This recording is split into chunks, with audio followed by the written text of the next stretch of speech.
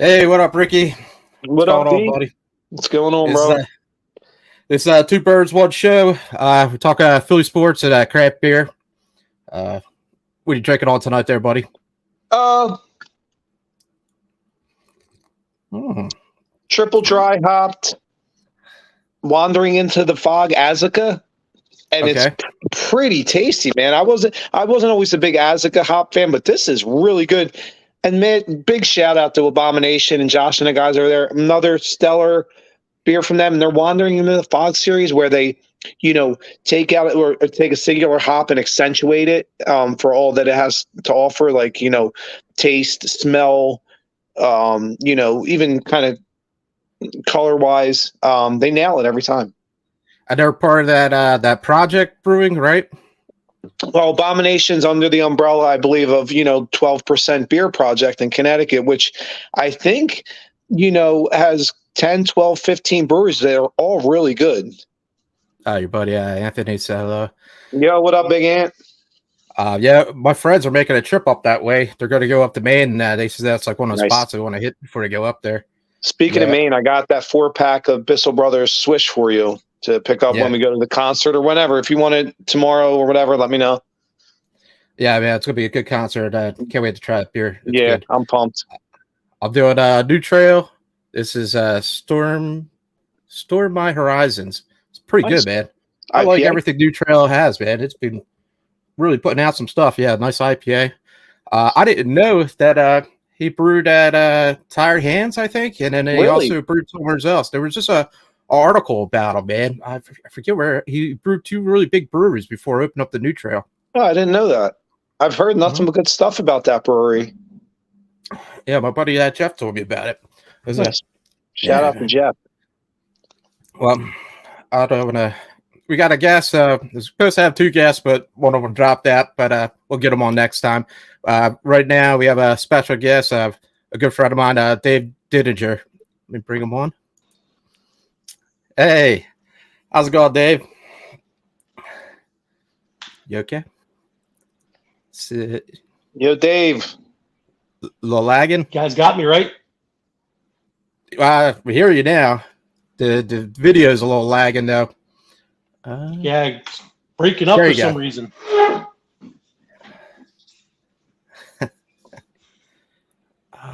Okay. Let me try to drop you out and bring you back on. Maybe that's the problem. Hold on. You're good right now. Oh, God. I think you had them right there, DeeTer. Oh, man. Shut All off. right. Okay. I think you're good now. All right. Okay. All right. So well, you guys are talking about the beer. This is my favorite. I actually started drinking this at the beginning of last summer. Nice. Oh, nice. Yeah, that's a good beer, man. So nice. It's refreshing. It's light. It's really good. So this is like my favorite thing right now. Nice. Yeah, cheers. So there you go. There you go. Nice. Nice. Oh, yeah, man. I always drink that in the summertime, man. That's a nice, refreshing drink there. I'm a big fan of that brewery. Yeah, it's a great place. Yeah. So, let's see. I guess it's kind of a somber week somewhat, coming off of that. I don't know whether to call it one of the best Super Bowls ever or one of the worst Super Bowls ever. It's so polarizing, that game. I still haven't really wrapped my head around all of it. I haven't processed it yet. I mean, I look at it. It was a great game that was marred in the end. Was it a penalty? Yeah, it was a penalty, but you don't call that in that situation, and right. They were called that all day, and then they call it at the end of it.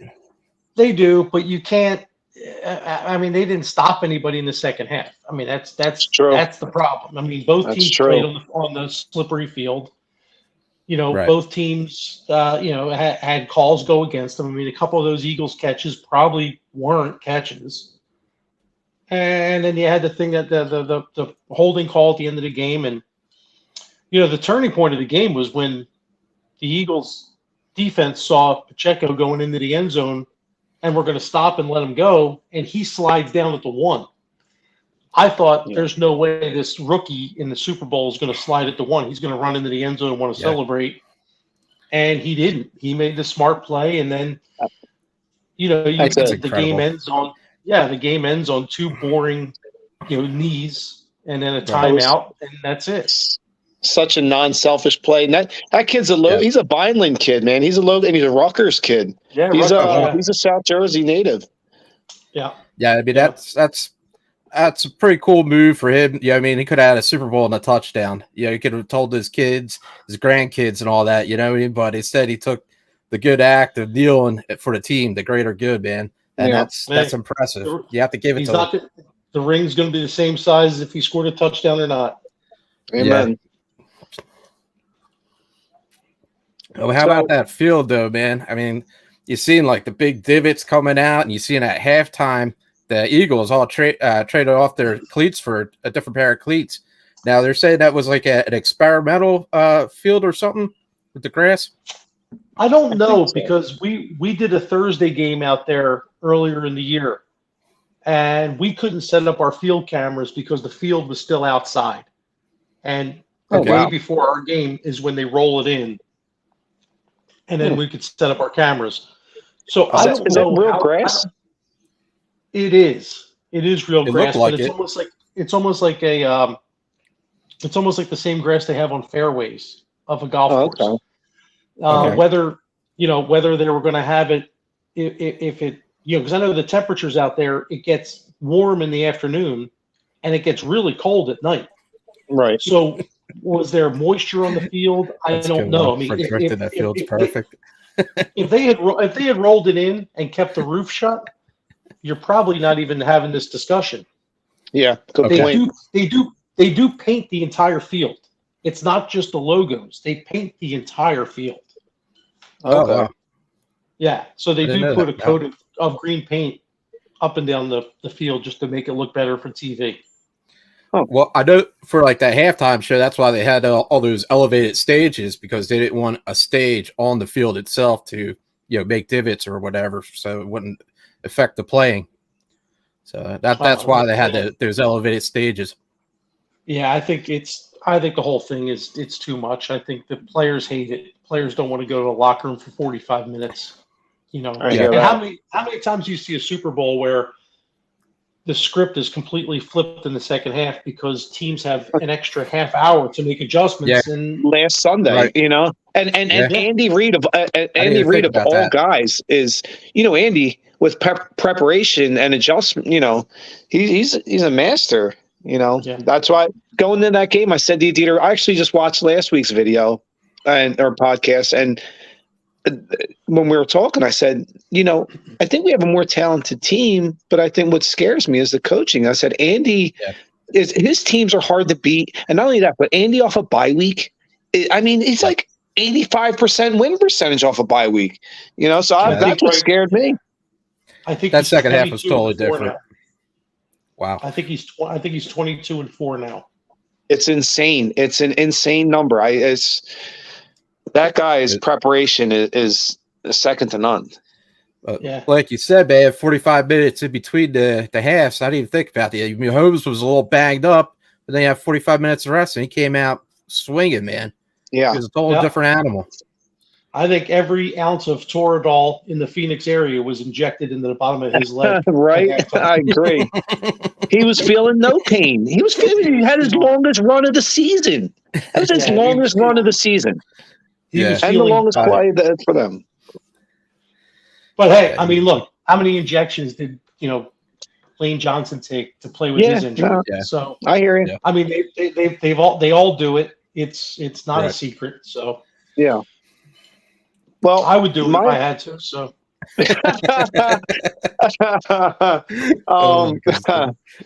So we come out of that game, and a couple things, I felt for sure about was, one, Jalen Hurts is the real deal, and pay the man whatever he's looking for. Let's not F around, and I don't think they will, But if he needs to be the highest paid player in the league for this year and that year, do it. He earned it right there on the biggest stage in the world. Yeah, I mean, it's not too often that the quarterback of the other team says how good of a quarterback we have, and even Travis Kelce, he said if we didn't lose, Hurts was going to be the MVP. He could have been the MVP. Yeah, even if we did lose, he played lights out. He was awesome, man. I think he was still the MVP. I think he was still the MVP. It's hard to give an MVP to a guy that just drops a ball for a defensive touchdown. God, that killed us. That killed us, man. There was a slight face mask on that play. Man. Yeah, right. I seen that on the pictures, man. I know it was minor, but then again, the James Bradbury hold was minor. Yeah, but that field also affect the way our punter punted. I mean, he shanked that punt. Man. He walked that right through the end zone. Yeah. You see how he went to the side of the field that everybody blocked for him, and done, dude. The special teams came back and haunted us. We got away with a lot this year, but it eventually caught up to us at the worst possible time. And they just re-signed our special teams coach. Not to say I ever want anybody fired, but dude, that was not the strength of this team at all this year, the special teams. I mean, it got a little better for a little while, but that's a tough position to be in. Yeah. Because if you think about it, I would say, 85% of punts are fair caught, 85% of kickoffs go through the end zone. So when you make a mistake, it's a glaring mistake because that's a great point.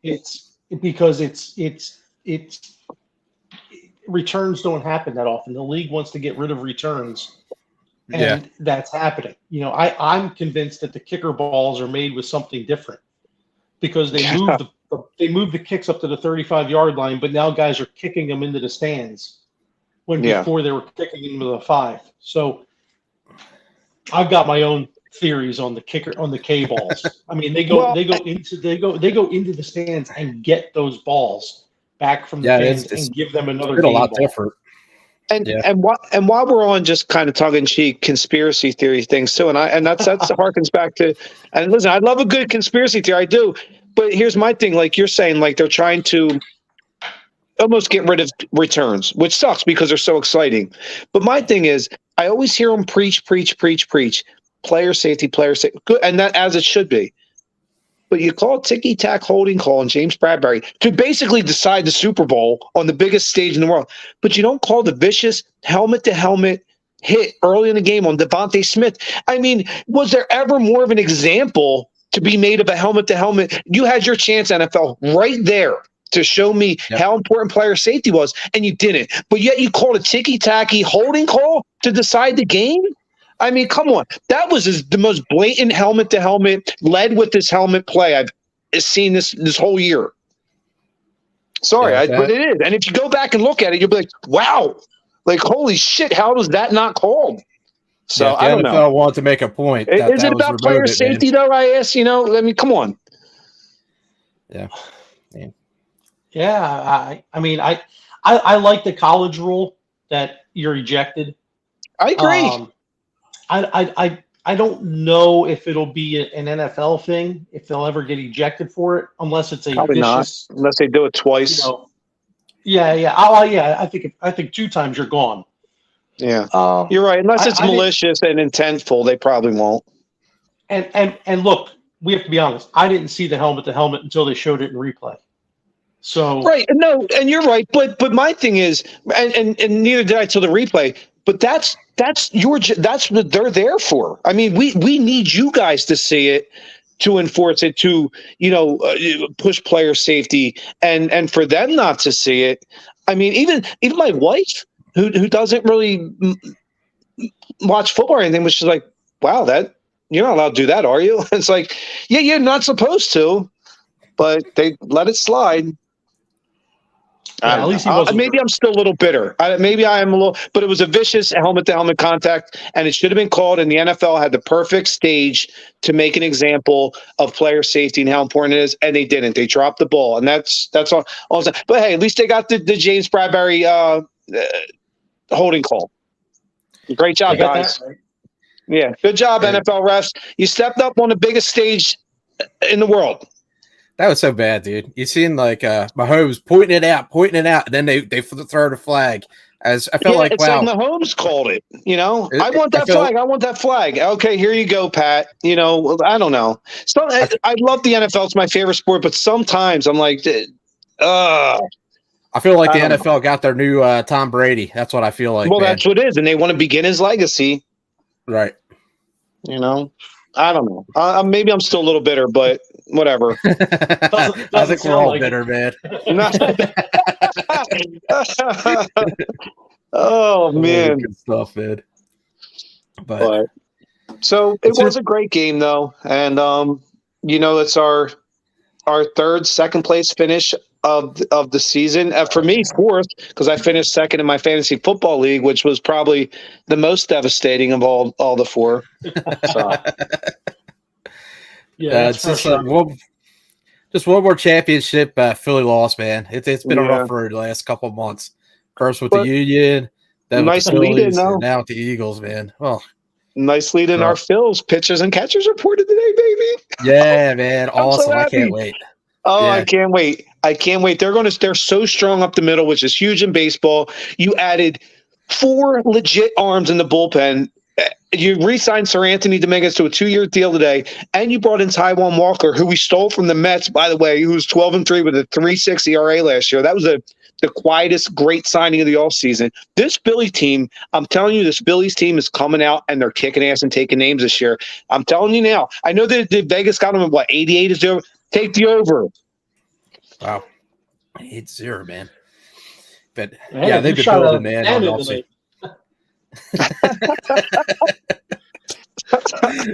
But I'm excited for the Phillies. Flyers are losing 1-0. You got something to say about that? Well, is it a West Coast game? Did it start at like 10? Oh my god! Yeah, they're in Seattle. All right, because I'm stuck in my garage to do this because my kids are sleeping. But that's why I have the hat on because it's freezing out here. But I wish I had a TV in the background so I could be watching the Flyers right now. No, my kids lost their cracking last night, right? I can do this. My kids are away at college, so. Oh wow, dude! Holy shit! You don't look old enough to have college kids. Yeah. Oh man, freshman and senior college. You keep where you got them in Philly school? No, I don't want you to tell, but that's cool. I didn't know if you count them like Big Five or. They're seniors up at Gwen and Mercy, and our freshmen out at Cal. At Cal, nice. Yeah. So sweet. Deshaun Jackson's home school, right? Not that cool. Not that school. Okay. California University of Pennsylvania. Nice. It's about 30 minutes south of Pittsburgh. Oh, sweet.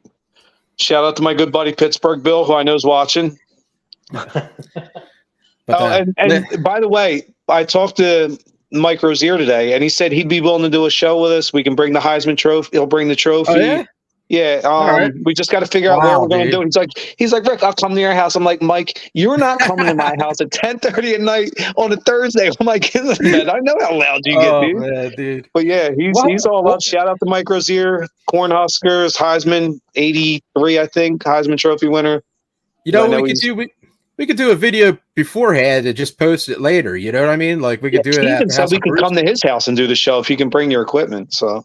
Oh wow. God, man, that's not a bad idea. That'd be pretty cool. Yeah. We'll see, man. I'll have to figure something out. I still don't know what direction the show is going to be going now without the Eagles. Hopefully, we keep it going with the other Philly sports and craft beer, man. But yeah, we got the NFL draft is coming up. You know, we could talk draft all day, every day. We're sitting there with 2 first-round picks. Never gets old. Combine. Never. I miss my calling. I wish I got into I'd love college football and I'd love the NFL draft and everything that goes with it. It's just it's the best. Yeah, that's a fun sport to cover. I love it. I mean, I couldn't imagine doing anything else. I love my job. So I can't. Dude, you got one of the best jobs in the world. You are truly lucky, man. That is so awesome. The last time I seen Dave was at a Phillies game. He was behind the cover, man. It was so cool to see him there, man. Nice. Awesome. That was a good time. Fun, man. It's I always say it beats working for a living. Yeah. that is amazing. It was pretty cool. Watching the Phillies game, they brought you up to the announcing booth, the one game or something like that, right? Did they? Oh, this past season. Yeah. Did they talk to you a little bit or something? That was when my dad retired. He's still on the radio. Yeah, I'm glad he's back. By the way, I'm glad he's back, awesome, man. They needed him. Now, they talked him back into coming, going in the studio like once a week, and then doing the post game show for NBC Sports Philly just in the playoffs. But he's going to do that Birds Huddle show like once in a while, and I think he's going to go up to the draft, and then that's it. I think that's it. The thing is, he put so much effort into what he did. Those yellow legal pads, that's not like an act or a joke. I mean, that's like really him. And even though he did the post-game, pre-game show and then the radio on weekends, he really did treat it like a full-time job. He put so much effort and time into it. You could tell. Listen, there's nobody's opinion on Eagles football I respect more than Ray Dittinger, and I say that without any hesitation. He would love to hear one of the best, man. I gotta say too, and not to get too sentimental or mushy, the moment you had, and I remember right after, the 2018 Super Bowl from the 2017 season was awesome. One of the greatest moments of my life too. But I remember when you came on with your dad, and that moment, not to get too mushy, but man, that's fucking real. That was great. That was, the emotion was real, and you could tell, and it represented all of us. Anybody that waited 20, 30, 40 years and watched Eagles games with their dad, and that moment where they finally got to win it, and just, that's script worthy for Hollywood. That was I remember watching that. I'm sitting at home. I'm a grown man. I'm like, man, I'm tearing up and shit. That was one of the greatest sports moments for me. After that was amazing. Yeah, it's historic, man. That wasn't supposed to happen. That was supposed to happen during a commercial, and Barkan saw me standing there and said, "No, this is happening now." That's awesome. So that's beautiful. That's when he brought me on, and me and my dad did not, we didn't want that. He's not about that. I'm not about that. It was just something that was, I wanted to hug my dad. I mean, I never watched an Eagles game with him.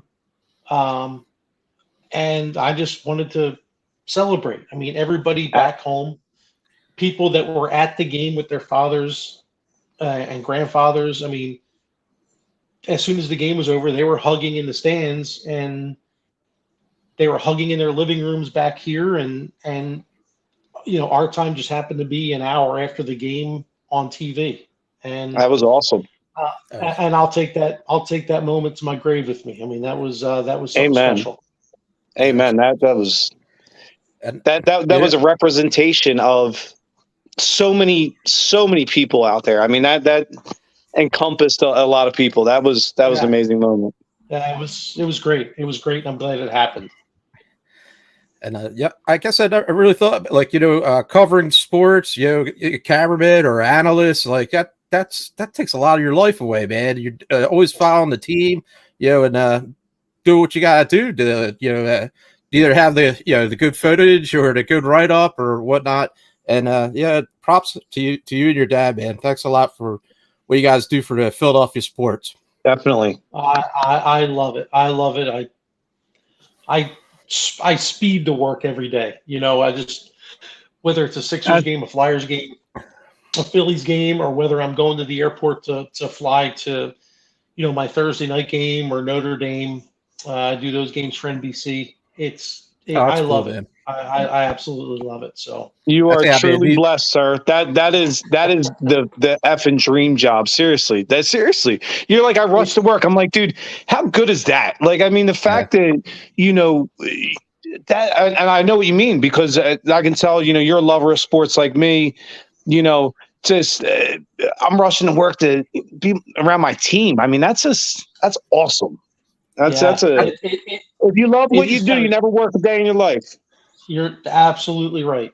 and I feel that way. And we have a great crew from top to bottom, from our directors, producers, audio, video, camera operators, graphics, replay people, our utilities. I mean, everybody, top to bottom, is Philadelphia has got the strongest broadcast production for all sports, I think, in the country. Amen. I really do. I mean, we hear it from visiting directors and producers when they come to town that they love coming here because everything they get it's on a national level. So we take pride in what we do. We love what we do. We love being around each other. And it kind of sucks now because they got the NBA All-Star break. Flyers just started their West Coast trip. So, this is the one thing about the job that's not that great because we still work for NBC, but we're still considered freelancers. So when we don't work, we don't get paid. I am home. I am off. I am off for a week. But how much, I'm so busy from August until, late January. So how to budget. I mean, everything gets budgeted, and I know what you mean. Without mentioning my field, I'm with you. If I don't work, I don't get paid, and I know exactly what you mean. I mean, it sucks. It's like, but I mean, I guess the perks on your side too are. I mean, we get pretty good. We get pretty good. Benefits from NBC. There's some stuff we have in our union contract that are nice, and we get taken care of pretty well. We get. Did you do the Sixers last night? I did. Nice. That was a fun game, but got a little nerve-wracking at the end. I almost lost 2 pizzas on that game last night. I told the guys at halftime, we were back in the press room getting a drink at halftime, and I said, they can't lose this game, right? And a couple of the guys were like, "You've seen this team this year, correct?" I go, "Yeah, but Cleveland. I mean, they're on.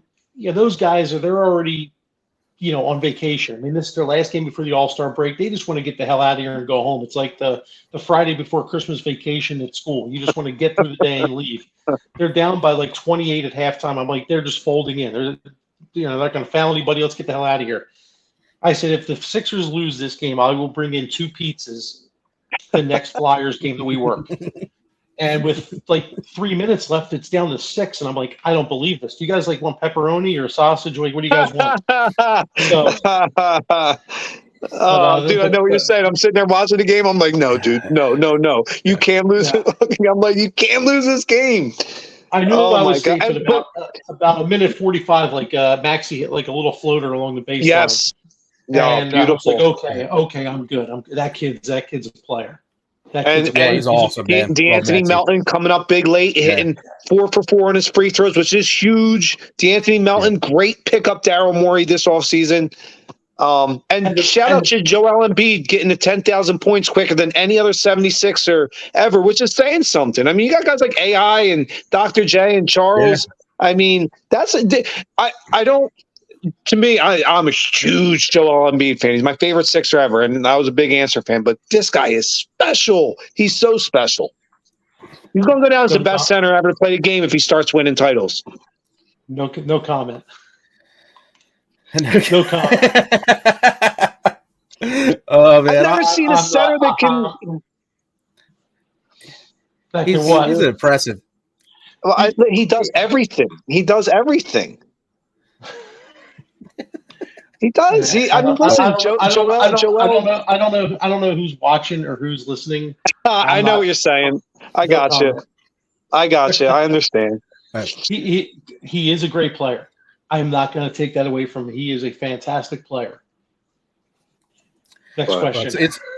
It's nice to see Maxey coming back and doing good, man. I love Maxey. Maxey's one of the nicest kids you can ever be around. He really is. So cool, man. And it's a shame about Thibault because he was awesome too. Yeah, he was awesome. George Niang's great. Maxey's great. Tobias is a good guy. You see when Thibault left, he spray painted the mural. That was so cool, awesome. man. That was cool. Very cool. Nice guy. But Maxie, man, he goes to all the sporting events and everything. He was at the Union game. He was at the Phillies game. You know, he's like big into Philly now, man. That's good to see. Like young talented, sports people, pick up the Philly vibe. Yeah, that's nice. Yeah, I mean, a lot of the Eagles are always courtside at Sixers games and stuff like that. So it's good to have the Philly camaraderie. Amen. Yeah, it's nice to see. I'll talk to you guys later about Embiid. Well, let's just say this. If he did it in 370 games? 373, yes. Okay. He should have had 373 4 years ago. He should have played in 373 games 4 years ago. I know. But isn't that more I don't want to say indictment, but I want to say, isn't that more on today's NBA player as a whole? Yeah, they run the league. They do what they want to do. That's what I'm saying. That's what I mean. Right. I feel like anymore. I mean, I grew up, in the late 80s and 90s, and that was my wheelhouse for NBA basketball. And yeah, it's not the same game. It's probably not as good a game, but it's what we have. I mean, they've softened the game to a point now where, and like you said, they run the league. And that sucks in a sense because that's like the kids running the school. Yeah. But big guys like Embiid, they get injured pretty well. You know what I mean? So, you have to sit them down once in a while. If you don't need them, rest them up, man. I hate doing that. But, I mean, like, when a big guy like him gets injured, he's out for a while, man. Like, I feel like the bigger they are, they fall harder or something, I mean, I don't agree with the back-to-backs. I mean, it is tough. I mean, it really is. How do they do it? I don't know. I mean, you can't make the season any longer. He's right.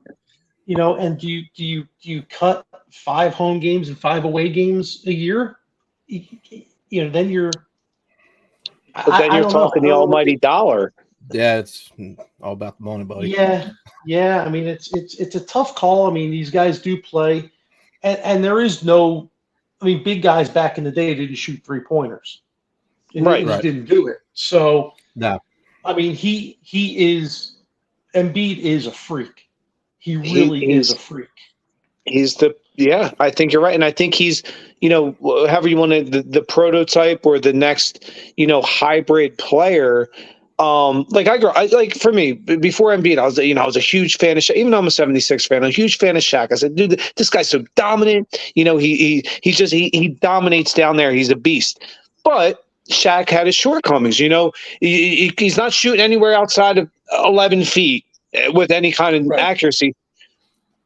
So he was dominant. But now you got a guy like Embiid who couldn't go down in the low blocks, dominate you down there, or even jump back to the elbow and bury that at a 65% clip, or he can jump back and shoot from 3 at probably like a 36% clip. I mean, it's unheard of. I've seen him take the ball up and go coast to coast. I mean, the guy's he's a new age center.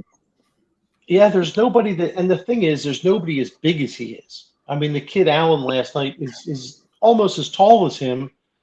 I know. But he just got out muscled underneath. And then even when Embiid, kind of, bounces in and then takes that fade away, I mean, there's nobody in the league that can stop that. Nothing. And he hits nobody. It. I mean, Giannis is an awesome player, and anytime he goes against Giannis, he always takes him, man. He dominates Giannis. He does. Right. I mean, the career numbers against Giannis are – I can't believe that Giannis has a chip and Embiid doesn't. I can't – I'm still floored by that. Yeah. Yeah, that should have been Embiid's title. It's different because you even saw in the second half last night, it's almost like the Cavs started playing a playoff defense. Yeah, the half court. They were taking like that half court, and then Embiid would get the ball, and then somebody would come and they would double him. Yeah, they would either throw it away or force a bad pass. Yeah. Yeah. So, but he's a freak. He is. He's amazing. And another guy I'll talk about, and DeeTer knows, because for a while I was not on the James Harden bandwagon. I was not much of a fan. But I'll say, for right now and for this team, James Harden's playing some of his best basketball. Because, DeeTer, what did I say to you 4.5 months ago? I need James Harden to make everybody around him better. I need him to facilitate. Right. James, I know you can average a triple-double, but I need you to lead the league in assists. And you know what he's doing? He's leading the league in assists. The guy. I mean, listen. He's for this team. He's playing the best basketball for this team. Yeah, he definitely stepped it up, man. He's playing a lot better than he started in the beginning, and he's taking more control of setting up things. And so I feel, we got a good squad. We had a good squad, and I feel like they're doing really well now. So just got to get past Boston. Yeah, Boston, man. This Celtics, that's what scares me. They always have our number, man. Oh, I know. That's a rough team to play against. Could it be another second round? I'm so scared of that. I mean, that seems like our MO anymore. Wouldn't this be? What's it been 4 years in a row? Yeah. I don't know. Yeah, was it Raptors we lost to, and then Miami, right? 1 year, Miami. Boston, and was it Boston? The Hawks. And the Hawks. That was the Ben Simmons play. I remember, DeeTer, I was sitting right next to you at Merriman's Pub. Shout out to Merriman's Pub. Watching that game. We'll be there this weekend. At the same time, I said, why did he pass the ball? Why didn't he dunk it? And now, flash forward, the whole melodrama of the situation that played out. Look at him now, man. That whole squad left him, dude. It is so bad. No, that's I can't imagine being. He enjoyed being an NBA player and making NBA money, but not putting into work for an NBA player. Right. Yep. Well, amen. Totally agree with you, man. Like, man, if you're getting fouled, that they know that you can't make a foul shot. I mean, that's just awful. Well, you know what I mean? Like, it's not that he couldn't make it. He didn't have the balls to want to go to the line in the big moment. Like, listen, I get it, Ben. You're not a great foul shooter, but neither was Shaq. But Shaq didn't run away from me. He said, put me on the line. I'll see what I can do. Ben totally, listen, not to pussied out for lack of a better term. I mean, he did. At least guys like Shaq or whoever, there's been a lot of bad foul shooters, but they didn't punk out like that. That's what, I don't know. You can't play in Philly and be like that. This city won't accept it. It will accept a lot, but being a punk ain't one of them. Seriously, that was weak. Well, I mean, you see what's happening in the Nets, man. Everybody left the squad because they knew that this guy can't play, man, and he ain't gonna put any effort to play. So he embodies. I'm going to get a lot. I know millions of watchers are out there, but he kind of embodies this whole the whole time right now. Where I don't know. It's just it's softer. It's softer than when we were coming up. In all sports, everybody's. I just feel like it's softer. I don't want to play here anymore. I want to go somewhere else. Trade me. Yeah, I'm not happy. I want to take my ball and go home. Right, like, man. Come on. Like, what kind of shit is that? Yeah, that's how it is. It is. It's.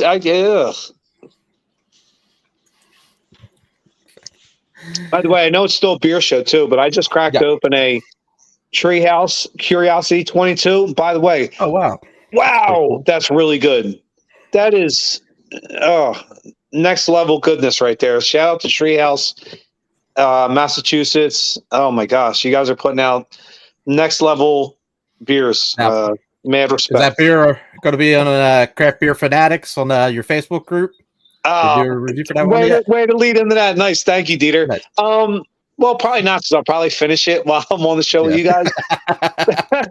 But also, shout out to your page, njbreweries.com. Am I correct? Yeah, breweries and nj.com. Thank you, buddy. Nice. Thanks for the plug. I am supporting Jersey beer. This is Icarus. Nice. Lake. Yeah, what's that? Lakeland. Thrash Bash, man. That's a pretty cool looking can, man. Shout out to Icarus. Small little brewery. What's that? Monmouth County area? Is it? I don't know if it's Ocean County or not. Maybe Ocean County. Is it? That could be. It's Monmouth. right next to Kane, man. I think it's like 15 minutes away from Kane or something. But shout out to Kane too, by the way. Yeah, awesome brewery. what is your diagnosis of the beer? Can I get a hop profile, maybe a taste description? Okay, it's going with the oats fluff, Nice. lactose free, and that's like a style that's been going on lately. They're trying to get rid of, I guess, the lactose sugar and using the oats in the brewery in the brew to give it that same fluffy sweetness to it. Kind of that full body and mouthfeel, kind of. Oh man, hop wise, Mosaic, which I love, Strata, awesome, and the same hop that you just had in the beer before, Azaka. Which, yeah, man. Azaka getting a double shout out tonight. Yeah, man. Yep, very good beer. Okay, listen to this.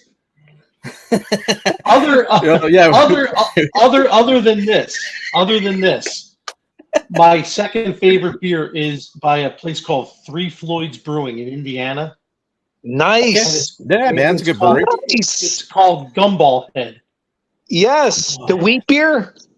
Okay. Yes. That is a damn good beer.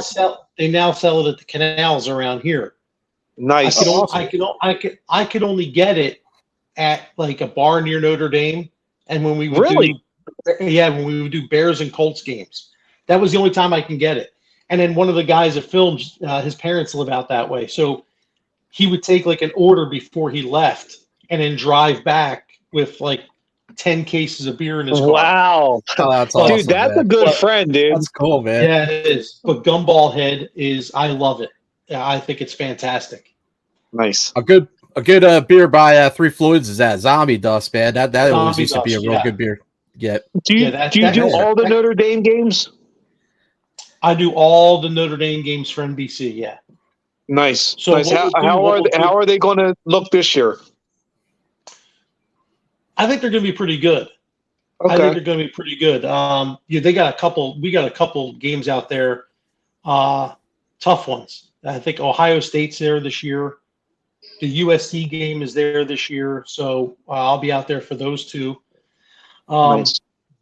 It makes it for a couple long weeks. I mean, we go from there's like 5 of us, 5 camera guys that do both Thursday night and Notre Dame. So we'll go from our Thursday night game, and then we'll fly to Notre Dame on Friday, do the game at Notre Dame Saturday, and then fly home Sunday. And then the week starts over again on Tuesday or Wednesday, depending where our Thursday game is. Man, that'll take it out of you. Yeah. It's gotta be cool. It's gotta be a cool vibe to be out there, but yeah. Oh, it's good, Dave. It's fun. Yeah. I imagine it has to be a lot of fun, but I mean, it does sound like a lot of work though, being out there. Not really. Like you guys said, when you enjoy what you do. Like, don't get me wrong. I mean, the building of the cameras and the setting the cameras up and striking the cameras and boxing everything up and getting them on the carts and pushing the carts back to the trucks and loading the trucks and packing the trucks, and that's all work, but it's the best, man. It's the best. I love it. I absolutely love it. That's cool. It is so awesome. I mean, man, that is. I would love to do something like that. That's awesome. Yeah, I'm a little bit worried about the college football season this year. Why? Oh, it's our Navy college coach. He left.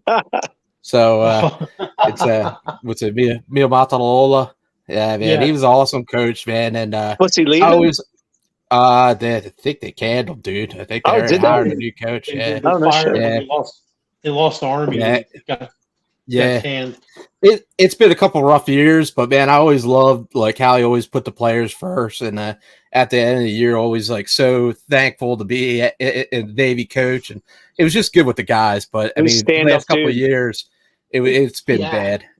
It's unbelievable. It's hard to win a Navy, though. It's got to be hard to win a Navy or any of the big time programs. It's because listen, college football is a lot of politics and recruiting, and now what you can pay guys.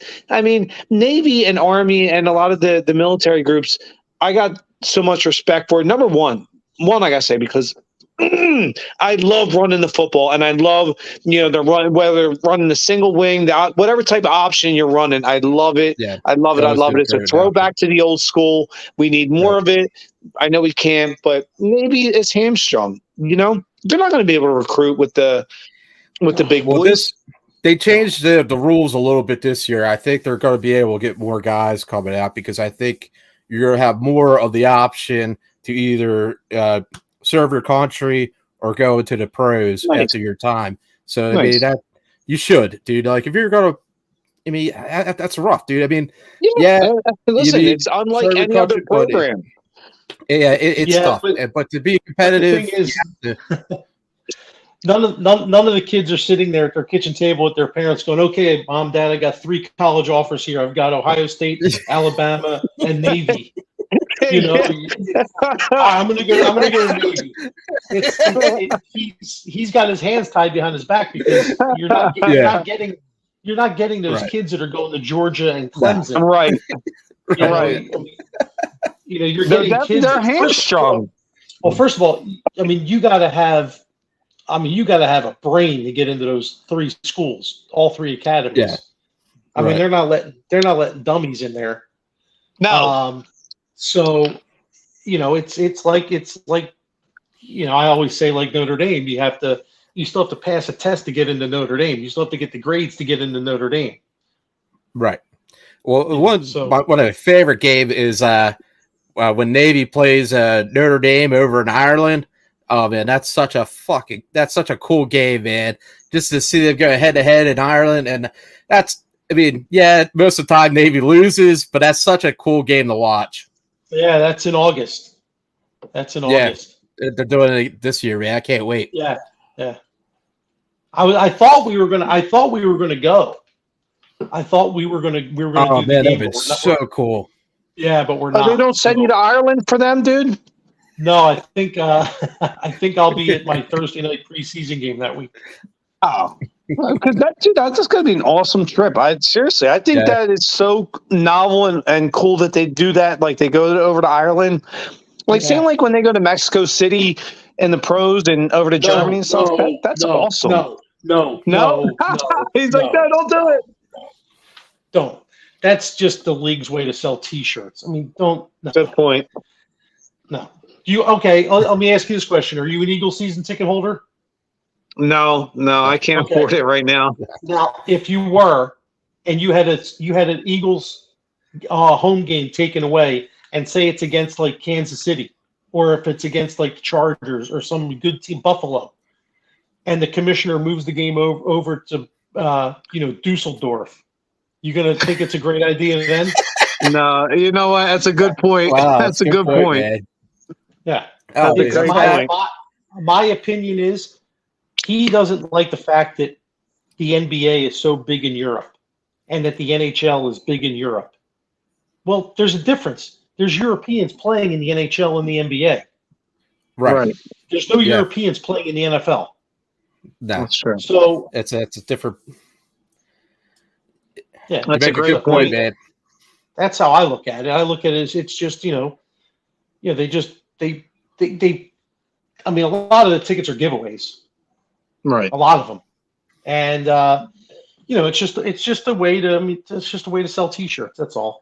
No, that's a good point. And the NFL is a cash cow kind of money whore as it is. So I know what you're saying. And anything the NFL is doing, by the way, is I know we have millions of watchers. It's not for anybody else but for the NFL. Hence what I just harkened back to earlier about player safety, because I know they're so concerned about player safety. That helmet to helmet wasn't called, but the holding was.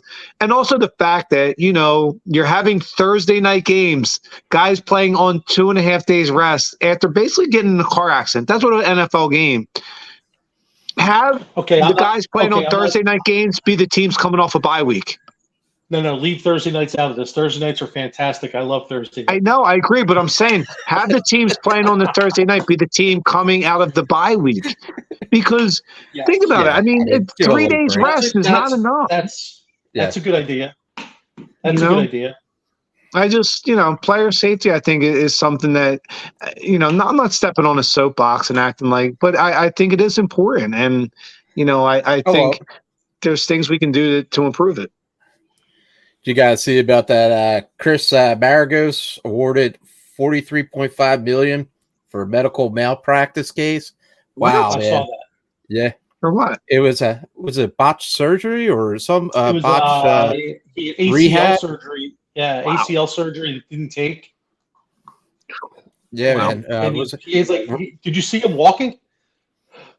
He has a permanent limp. He walks with a very, very, very bad limp. Yeah, I just see the article today, man, and I thought that was a pretty good topic, man. But dude, that's a lot of money. But I mean, like, yeah, I mean, that's like your whole career. Like,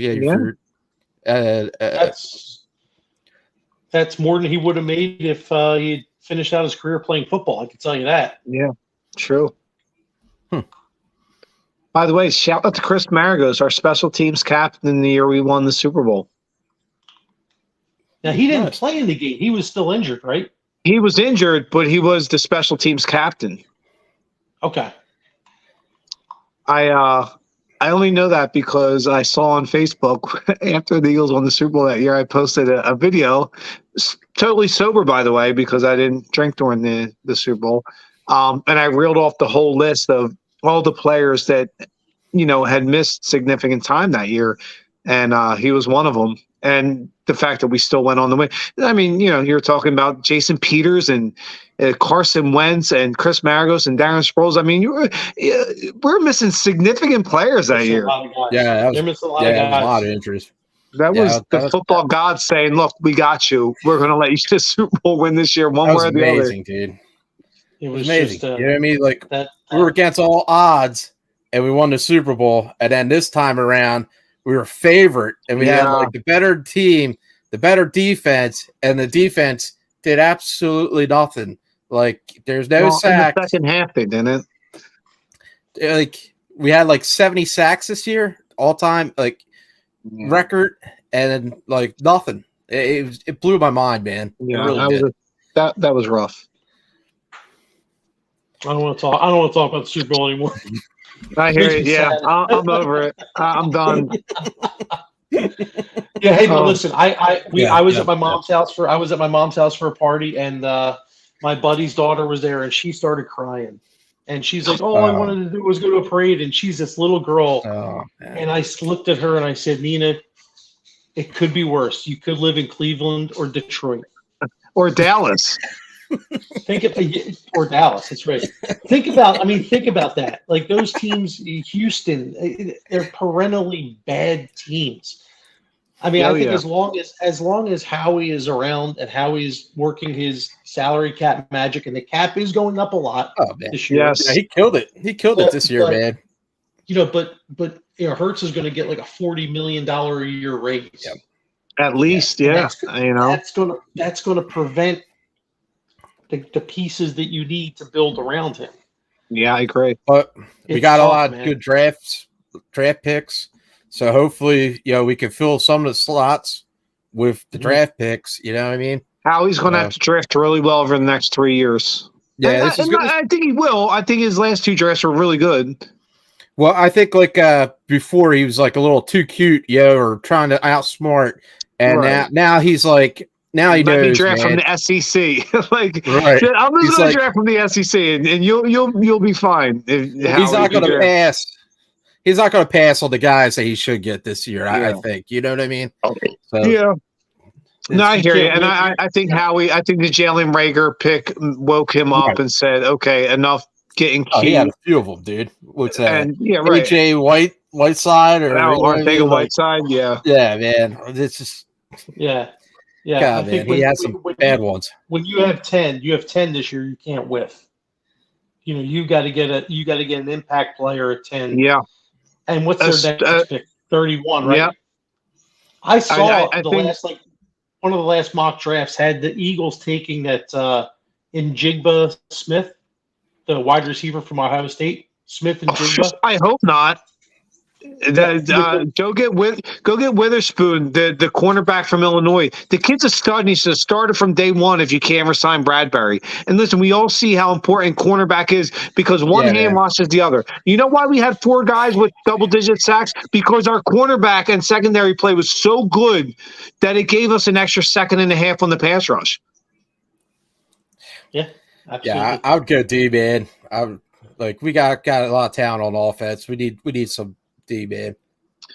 Yeah, I think cornerback's the pick if you can get the kid Witherspoon out of Illinois. If you can't, if you can get an edge rusher, which you probably can. Listen, you're gonna have to. I love Brandon Graham. He's my favorite Eagle, but somebody's going to overpay him because he had 11 and a half sacks this year, and we can't be the team that does. So, edge rusher or cornerback is probably, and they're 2 paramount positions. You know what I mean? Both positions are huge. If you can get a top flight guy in either position. Does Barnett come back this year? Probably, because he's the gift that keeps on giving. He'll never, ever go away.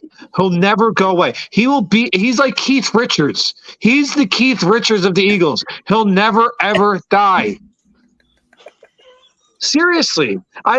Listen, I love the fact that he recovered the fumble in Super Bowl 52, and I'll always remember him from that. But I also remember for the always disappointing, underwhelming pass rush numbers and stupid penalties. That's so funny. Oh my God, that's so funny. The gift that he's the gift that keeps on giving. Yes, he's Derek Bryan. I remember when he came out of Tennessee, they're like, he broke Reggie White's college sack record. I'm thinking Reggie White is a transcendent player. I mean, you're only painting this guy in a corner by comparing him to him. I just pulled up a mock draft here. I forget I don't know what site. Draft Wire, USA Today. Nice. They've got the it's Eagles. A good site. They got the Eagles taking Clemson edge rusher Miles Murphy at 10. I'm okay with that. Yeah, I'm okay with that, and I'm also I highly doubt he's going to drop there. And everybody goes, you don't need no D tackle. But I'm telling you, if that kid from Georgia, the D tackle from Georgia, falls to 10, take him. I mean, that kid is – because Jordan Davis is only going to get better. And if you bring this kid in along with him, you're going to be collapsing offensive lines for the next 12 years, which, by the way, is one hand washing the other. You're going to open up your DNs. The second pick of the first round, they have him taking South Carolina cornerback Cam Smith. Really?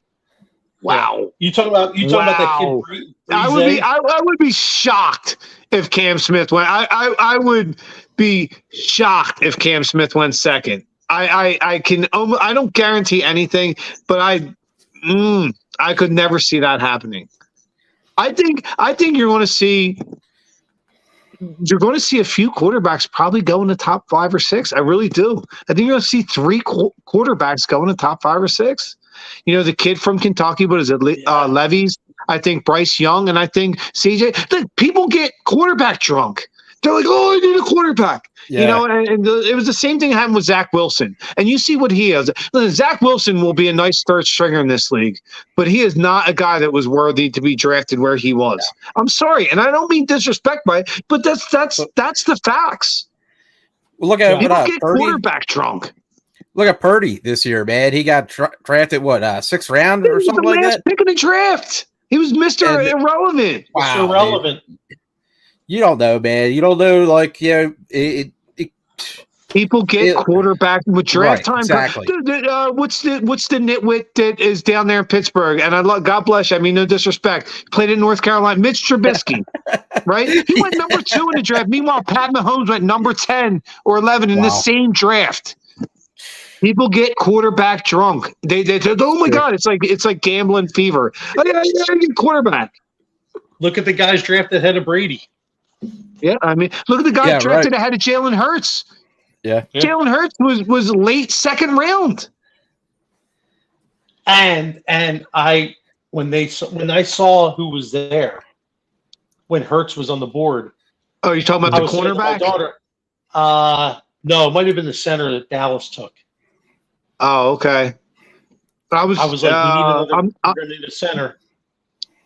and they were like Jalen Hurts. I was like, I lost my mind. I said, "Are you crazy? What are you doing?" I agree. I thought he was a great player, but I'm like, why? We don't need him. I agree. Listen. I was anti Jalen Hurts for a year and a half. Oh yeah, man. He was all cancel get his year, like, or I'll trade him all for Wilson. I was so against the pick. But listen, that's one of them times in life where it's good to be humbled. And it's good to be humbled and proven wrong. I'm glad I was about Jalen Hurts. Thank you, God. Yeah, man. You really turned it around, man. Dude, that kid is special. Any thoughts on the Flyers before we wrap this up? Start losing games, guys. It's time to tank. Go get Connor Bedard at number 1. He's the next Sid Crosby. Seriously, why are you winning meaningless games right now, Flyers? What do you want to? What do you want to get the 13th pick in the draft? Listen, I know nobody wants to tank. I hated the process, everybody says, but guess what? You got Joel Embiid out of it. Listen, I know Dave is a big hockey fan. Connor Bedard. I see them play a lot of street hockey, back in the day. So, how do you feel about the Flyers there, buddy? I say if you're a Connor Bedard fan, order your Chicago Blackhawks Connor Bedard jersey right now. Yeah, your Columbus Blue Jacket jersey now. Because the NHL is not going to allow this kid. He's not going to allow this kid to go to a place like Columbus or Arizona where he's playing in a college arena. Or right, that's Anaheim, a good point. Or anywhere else. That's a great point. And they're not going. I know he's a Vancouver kid. I don't think they're going to allow him to go to Vancouver because the NHL is not going to take another budding superstar and stick him on the West Coast where nobody on the East Coast sees him. So if I was a betting man, I would say that he's going to the Chicago Blackhawks. Wow, you know what? You're probably right because that is an excellent point you just made. That is an excellent point. Why? But here's my thing then. If the Flyers would get their head out of their asses, Tortorella won't tank. Listen, figure out a way to tank. Bring them to Philadelphia. We're a major market like Chicago. Be the next Eric Lindros for us. You can't get hockey players to tank. They won't do it. I know. You can't. The reason why the Sixers tanked is because they went out and signed all G League players. Oh, I know. And listen, but here's the thing with that. People bury them for that. But Sam Hinkie figured out a way to infiltrate the system and beat it from the inside, and he did. And at that time, that's what you had to do. The way the infrastructure of the league was set up, that's what you had to do. Unless you can get a top 3 player, you had to. You think the process worked? We're going on our 5th straight 50-win season. Yeah, did we win a title yet? No. But do you remember those Sixers teams before that, after AI left? It was like, yeah, maybe, we were the 6th. There was never really a chance to win. At least with Embiid, there's a chance every year. They were giving tickets away. You know what I mean? They were giving tickets away. You think the process worked? We're about to go on our 5th straight 50-win season. Yes, it worked. You got Nerlens Noel out of it, Jahlil Okafor, Ben Simmons, Markelle Fultz. But you got Embiid. And Timothée Luai. What was that kid's name? All right, he makes some pretty good points there. You got Joel. You got Joel Embiid at the 3rd pick because he was hurt, and you were lucky he fell to you. Right, but that's what I'm saying. But you needed to get in that top 3 to get there. With the process. That had nothing to do with the process. Joel Embiid was the process, and so was Ben Simmons. And listen, people forget Ben Simmons was an all-star player for 3 straight years and all-NBA defensive player 2 of those years. The process, people say the process failed. It didn't. We didn't win a title yet, but it's better than where we were. He's an all-defensive player in a league that doesn't play defense. Fine, fair enough. That's good point, but he's still on it. In the circus. It's like being the smartest guy in Indiana. Oh, our biggest population of viewership is in Indiana. No, I'm just kidding. Ain't nobody in Indiana watching us. I just don't think the process worked. I just don't. Fair enough, but you make some valid points, man. I think we ended up with one of the all-time greatest centers in league history, and I don't think he's done yet. about. Yeah, but you lucked out in getting him. You got him because he was hurt. But we still got him. We still got in the top 3. And you had to wait 2 years for him to play. I know. Wow. I think we got a transcendent player. I think we got, people talk about in this league, you need a top 5 player to win a title. And we have one. We have a top 5 player. Has he won one yet? No. Will he? Very possibly he might. But before he got here, there was no chance. We went from 0-1, by the way, when we went to the finals and didn't win, to 14 or 15 or whatever it is. We got 15 years where it was purgatory, basketball purgatory. Let me ask you this. If they lose this year in the first round, do you trade them? It's a great question. I don't know. I guess it depends. I guess it depends on the way it plays out. But I don't think you're going to get back a lot. Well, right now, yeah. But yeah, because this is the highest his value will ever be. I'd like to think that won't happen. I hope it doesn't happen. I can't imagine trading Embiid, dude. I hope that doesn't happen. Do you know how old he is? 27. I was shocked when I found this out. He's going to be 29 next month. Oh shit! Okay, man. Fair enough. Wow. Well, I don't think he was that old. Damn. Yeah, I didn't think so either. But remember, he missed. If you trade him, man, it's like the heart. That's like the heart and soul of Philly, man. If you like, I know, like, yeah, we haven't won a championship, man, but he is why people go to the games. You know what I mean? He's the reason the building sells out. He is. Yeah. They're not coming there to see Tobias or James Harden. No. James Harden was the piece to add with him because Ben left. Mm-hmm. And then here's another thing: if they get knocked out in the first round, is Harden going to go? I'm out of here. I'm going to go somewhere where I can win. Probably. Oh, yeah, he's already. He talked about it earlier that he was going to be looking for trade in the beginning of the season. Well, look, I know a lot of Sixers fans, and I'm not a big basketball guy. I would love to see the Sixers win for the people that I know that love the Sixers. You know, me too. I paid their dues. I would love to see the Flyers win, but it's gonna be a while, buddy. Flyers will win until they sell this team and get Chuck Fletcher out of there. Yeah. But here's the thing: is the kids that were supposed to be the superstars coming up, the Konechny's, the Frosts, the Farabees, the Sanheims, the Myers, the Harts, the Provorovs. They're not superstars. No, they're not. Yeah. They're a couple. I think Hart's good. Yeah. But I feel like the Flyers are running on a hamster's wheel. I feel like it's the same shit. And listen, that's why I harken back. And people I know me and DeeTer have talked about a lot, but like, oh, no, you can't do that. And you're right. You can't tag in the NHL. But guess what? Right now, you are not good enough to win anything. But you're not bad enough to win anything. And that sucks because now you're in the middle. You're stuck in draft purgatory where you're not good enough to get Connor Bedard at 1, who would change your franchise like Lindros did for us. But you're also not good enough to sneak in the playoffs and win anything. In fact, you probably are not even good enough to be the 8th seed, which sucks because you're probably like 2 spots behind that. Yeah, that is the hamster wheel. Yeah, I mean, they can. There could be a couple injuries, and they're going to trade a couple of guys here at the deadline, I would think. So can they go on a 10-game losing streak? Yeah, I mean, they can. Can they fall down into that bottom 5? Probably not. I think, there's a chance. They're not that far from it. I hope so. Yeah. I do. Believe me, I would love to see Bedard here. He's special. Oh, dude. Very special. He's a franchise changer. He is a franchise changer. He's the next Sid. We've taken up David or whoever you want to say. Taking up enough of your time there, Dave. You get some rest, buddy. Thanks for coming on the show, man. And man, you blew my mind with the knowledge of your sports and that craft beer.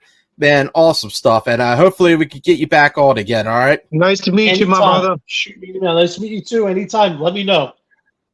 All right, buddy. All right, boys. See ya.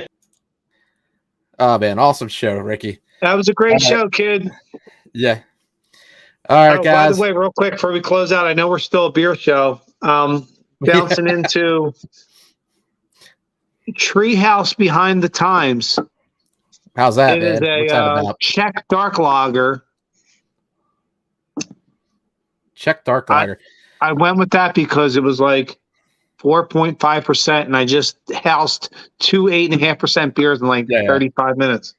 Well, I went with a lower ABV one too. I went with Everyday Fog. Nice, great beer. Shout out to Abomination. Abomination Brewing, great beer. But good dark Czech lager, if you're in that style, is from Human Robot, man.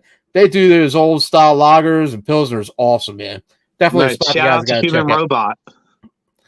Well, that's about that time. Good night there, Ricky. Good seeing you, brother. See you on Saturday, kid. Yeah, that's right. Saturday.